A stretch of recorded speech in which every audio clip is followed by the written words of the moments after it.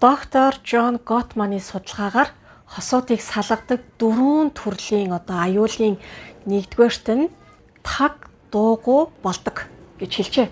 Өөрөөр хэлбэл асуудалд тулгарлаа. Тэр асуудлыг ярилцаад бие бинийгээ ойлгоод эсвэл бол яагаад энэ дээр бухимдсан болоо?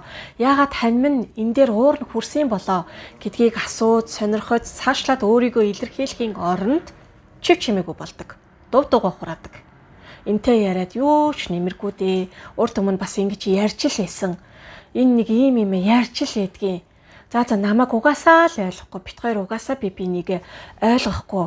Гэх мэтчлэн бодлоос болоод өөрийгөө илэрхийлэхээс татгалцах, мөн нөгөө хүнээ сонсохоос татгалцах чив чимээгүй болох нь салалтад хүргэдэг хамгийн том аюулуудын нэг нь гэж. Хосын харилцаанд асуудал бол зайлшгүй ирнэ. Энэ асуудлыг холдуулах, энэ асуудлыг шийдвэрлэх багадаа 5 минут, ихтэй 10 минут зайлшгүй ярилцаарай. Нэг асуудлыг, нэг зүйлийг хоёр талаас нь буруу ойлгочоод яваад ивэл энэ асуудал хизээж шийдэгдэхгүй гэсэн. Тийм учраас салалтаас сэргийлнэ, үл ойлголцлоос сэргийлнэ.